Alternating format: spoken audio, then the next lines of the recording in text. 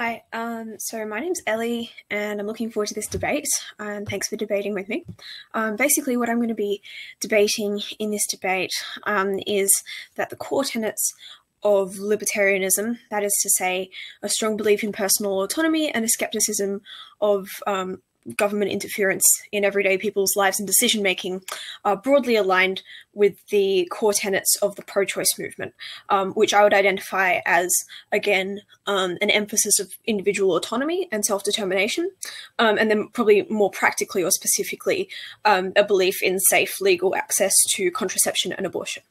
I think it's important in this debate to talk about the core tenets of the respective movements, because obviously both are a broad church, and I don't think it would be fair to characterize either libertarianism or the pro-choice movement as having one single, economic or social ideology, but rather both have particular core tenets which are aligned with each other, and that means that libertarians should be supporting the pro-choice movement. So what I'm going to kind of do in this speech is talk about why I think right-wing libertarians should support the pro-choice movement, because I think that that's going to be the most controversial aspect of this debate, just because we tend to conflate, the right of politics with anti-choice sentiments, which I don't think is particularly correct.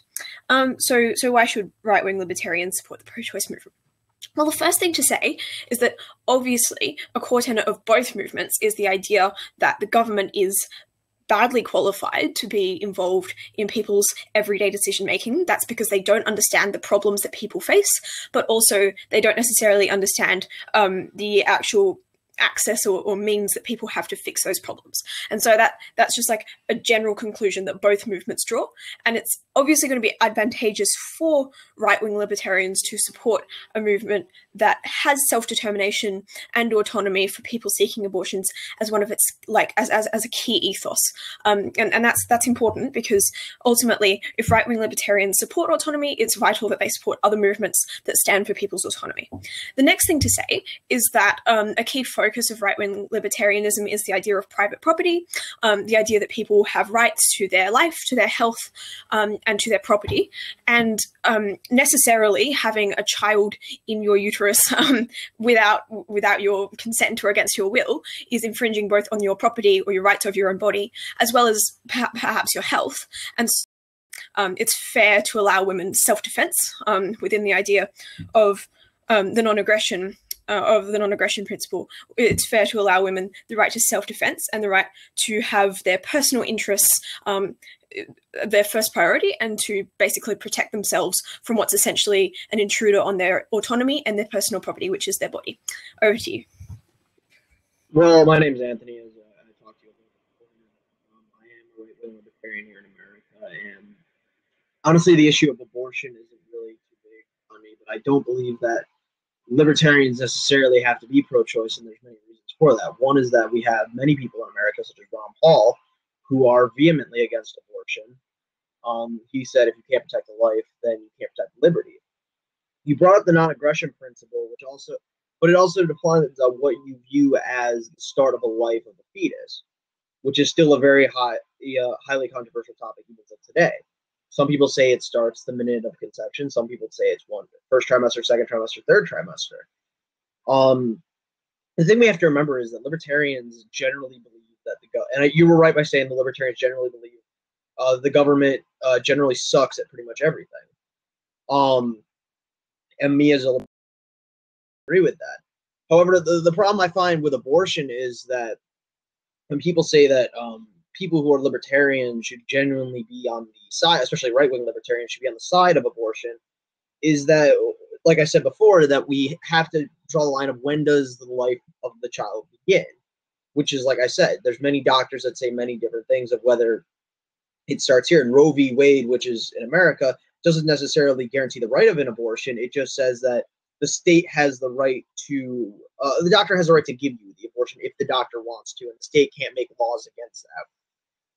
My main problem with the arguments mainly on the left that says that, we as pro-individual choice need to accept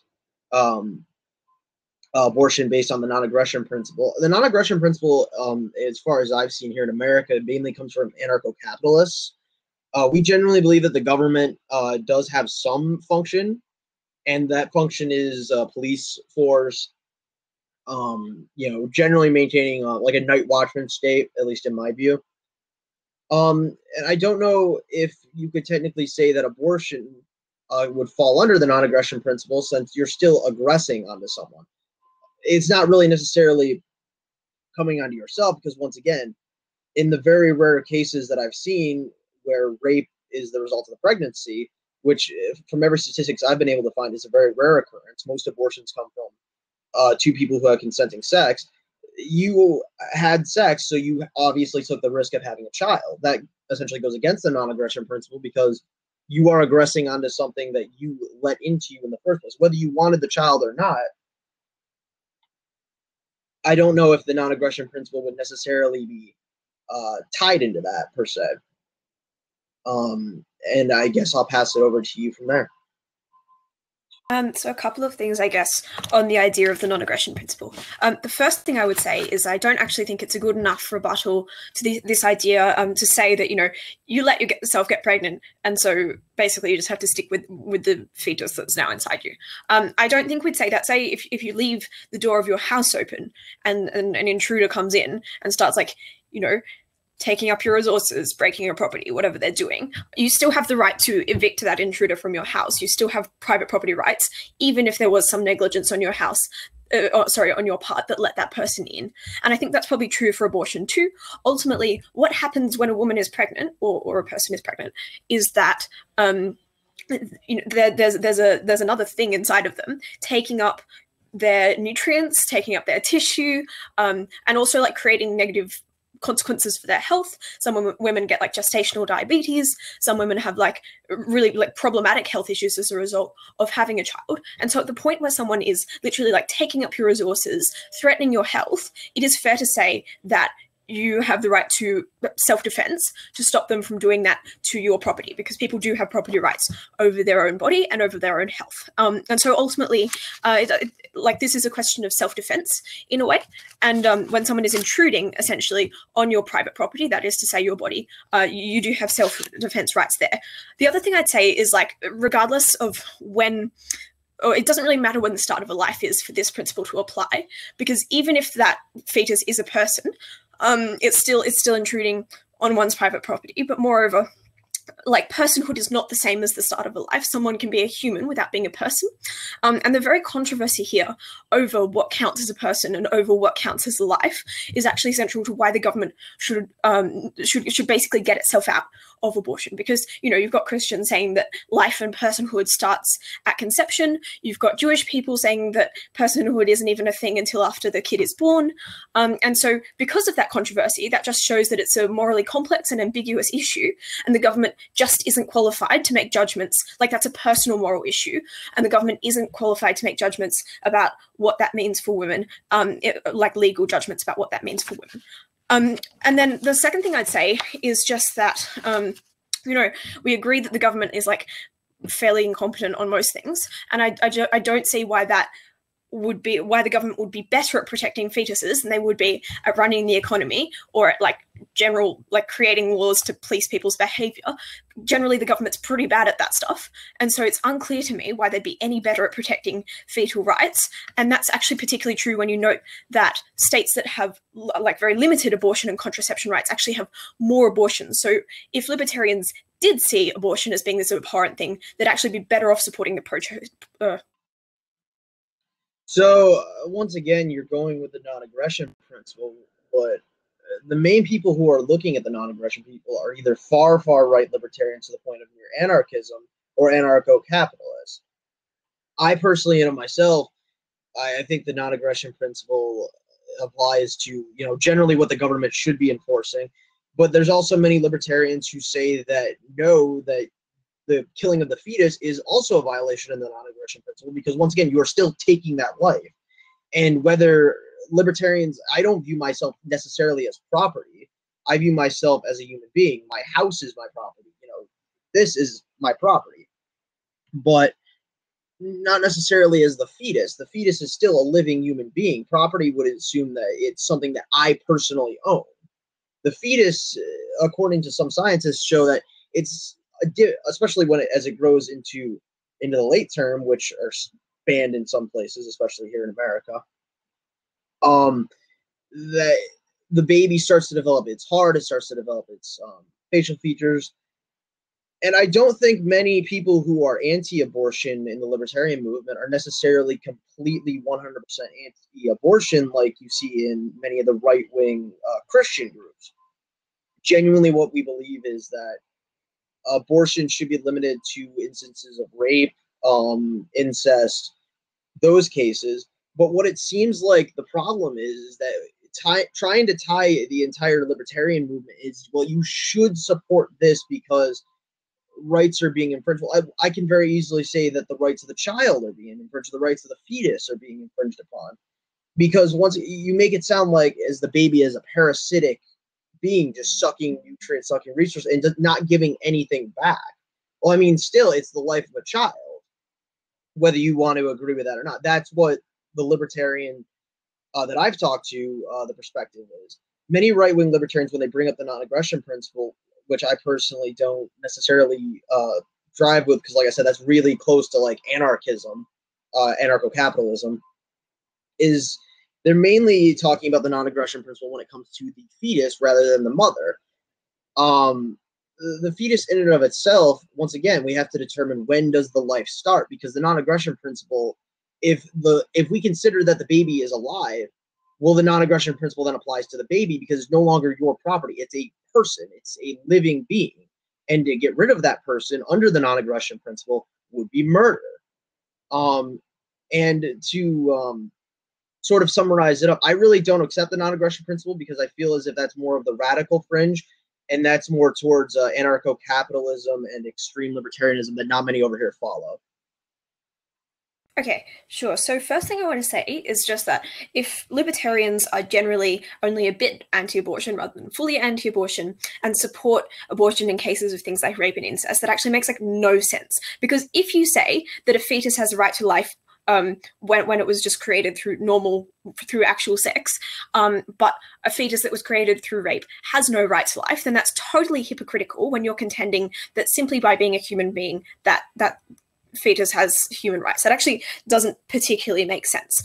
But more than that, I would say still that like it truly doesn't matter if a fetus counts as a person or not, whether it has heart, whether it has facial features. The fact is that people do not have the right to be in your body against your will. And it doesn't matter if they have a heart. It doesn't matter if they have a facial feature. They actually do not have the right to be in you without you wanting to be there. And it's undeniable that people should like own their own body. And that's something that all libertarians would agree. The idea that governments should be able to control what goes inside people's body or what people do to keep other life forms alive is quite abhorrent. Because what that means, as a logical extension, is that the government can mandate that particular things are inside your body. It also means that the government can mandate that, you know, you have to use your own flesh and resources and blood and so forth to keep another being alive. And that actually is quite like almost a dystopian world. Like that's not appealing at all.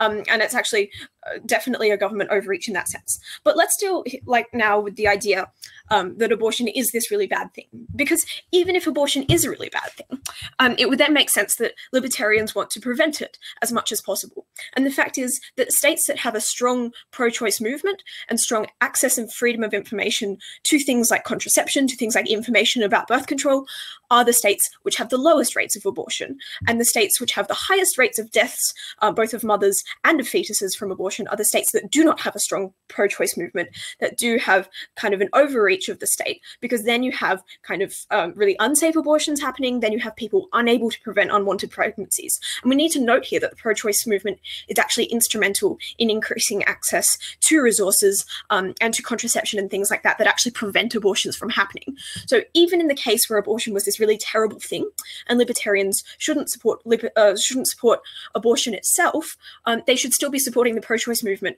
because the pro-choice movement and things like proper sex ed, things like proper access to contraception is actually the most effective things in preventing abortion in the first place. So that means even in the cases where libertarians might find abortion to be an unpleasant or immoral thing, they should still support the pro-choice movement because it prevents abortion. Over to you. Well, I think you're sort of creating a straw man there, because I'm not necessarily against contraception. Not many libertarians are against contraception. So by saying that, well, the pro-choice, you should support this because we're also for this, that's sort of a straw man, because that's not even what I'm arguing about. That's not the point I'm trying to make. The point I'm trying to make here is in the sense that when we're talking about the fetus, I think it does matter whether we consider the fetus a human or not, because once again, that if you want to argue the non-aggression principle, that's when the non-aggression principle becomes relevant. Because if we're going to argue, well, we should support the pro-choice movement, we should support abortion because it's intruding upon the woman's rights, it's sucking the nutrients from them, then once again, we have to argue, when do we stop the abortion? When is it then considered a murder? Are we talking in the first trimester? Are we talking in the second trimester?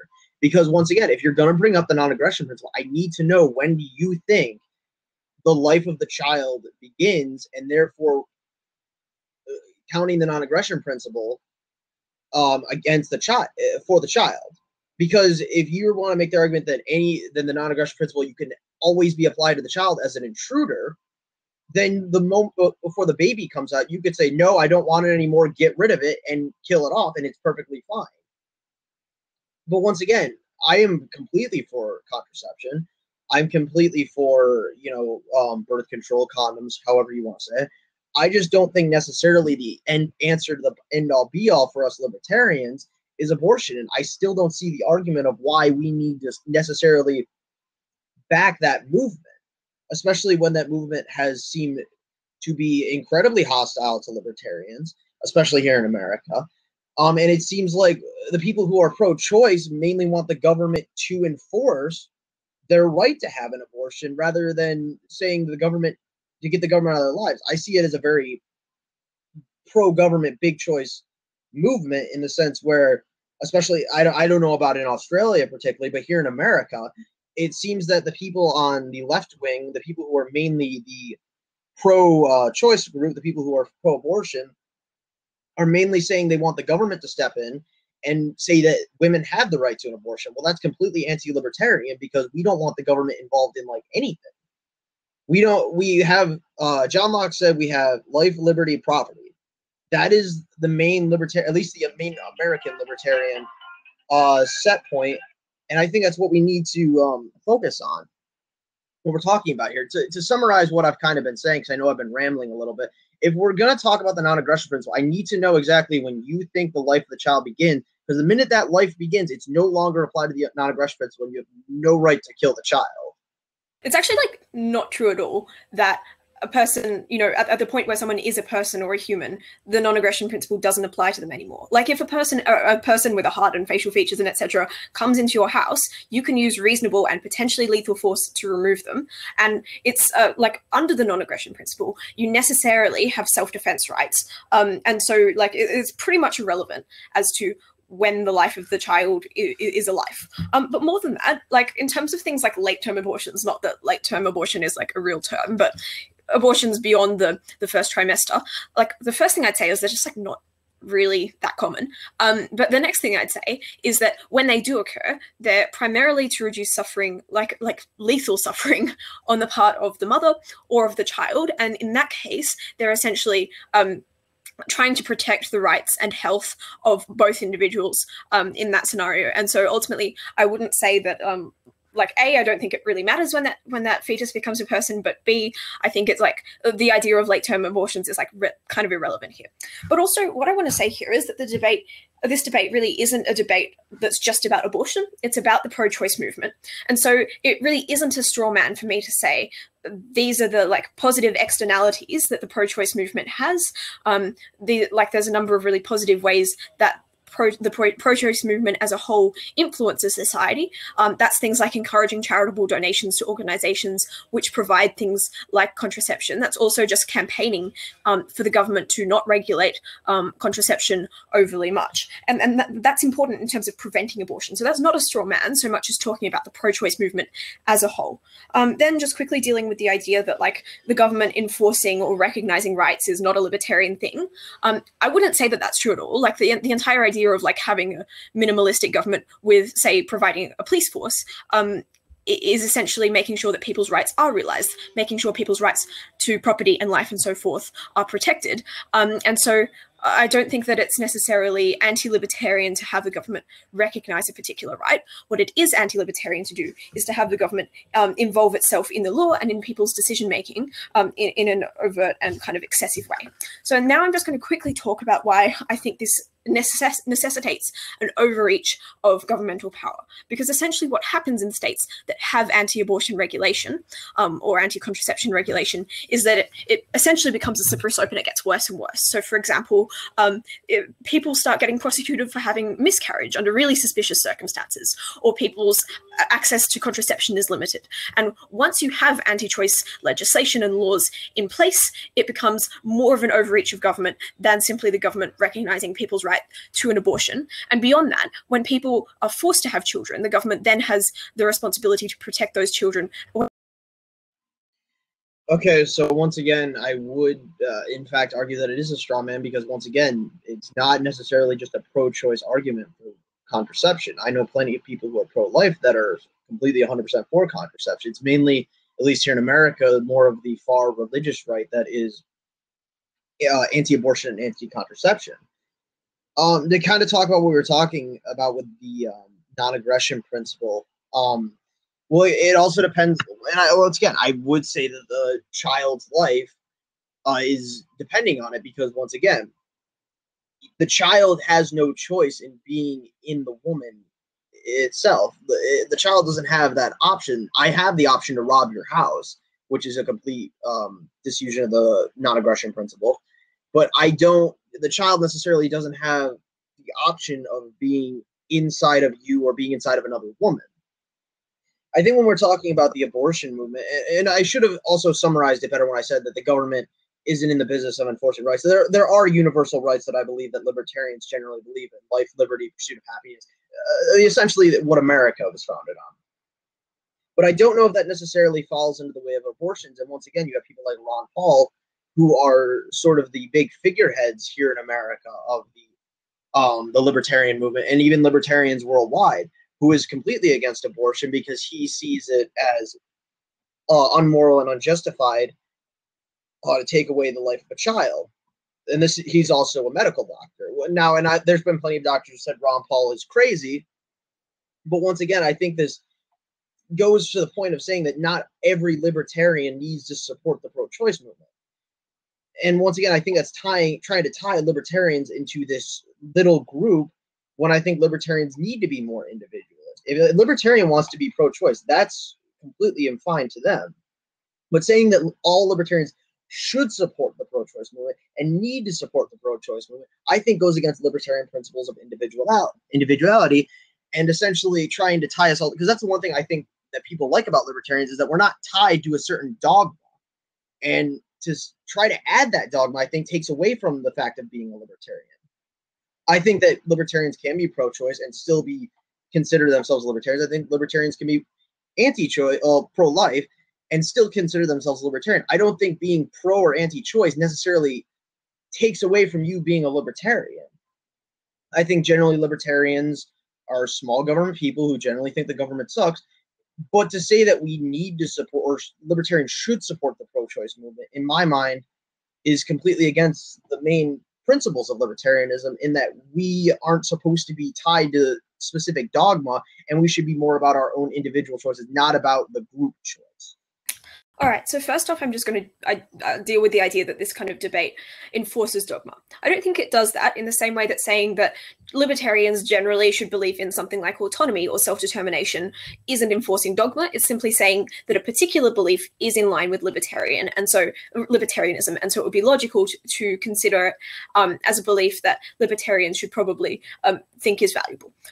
Okay, so just to sum up, the first thing I'm going to say is this debate is not just about abortion, it's about the movement as a whole. And that means when I showed positive consequences of having a pro-choice movement, that is to say, campaigning for better sex education, for better contraception, and for abortion rights, basically people have more rights generally. And in states where there is not a strong pro-choice movement and the government has this overreach into abortion and contraception, there's actually kind of a slippery slope of rights being taken away and having more and more of a government overreach. So for example, that's women being prosecuted for having miscarriages. That's things like women not having access to, say, the morning after pill. And those things are really problematic overreaches of government that you can't deny are tied to the existence of or a lack of the pro-choice movement. And that's why it's relevant that libertarians support the pro-choice movement, which actually fights for more autonomy and determination in society and the government getting out of reproductive health.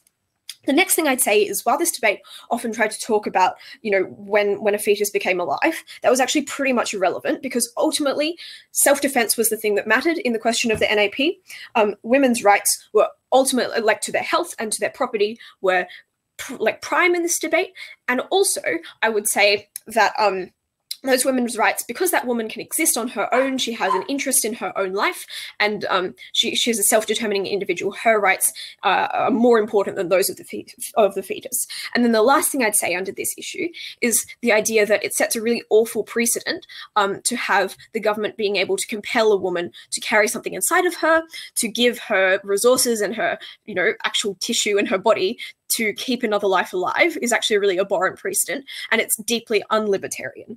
And then the last thing I'd say is that even at the end of this debate, if you're a libertarian and you're not convinced that that abortion's a good thing, ultimately states where there's a pro-choice movement and a strong pro-choice movement have less abortions anyway.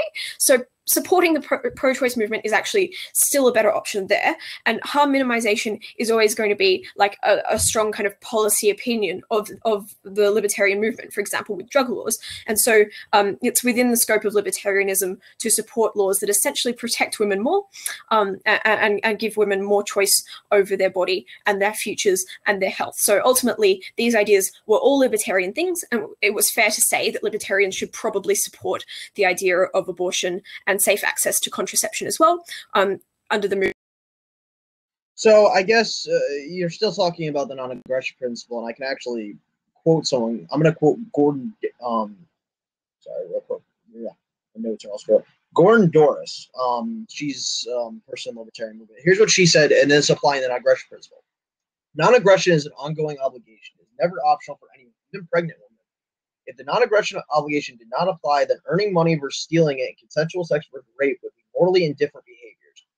The obligation not to aggress is pre-political and pre-legal. It does not arise out of contract, agreement, or law. Rather, such devices presuppose this obligation. The obligation would exist even in a state of nature. This is because the obligation comes with our human nature, and we acquire this nature at conception.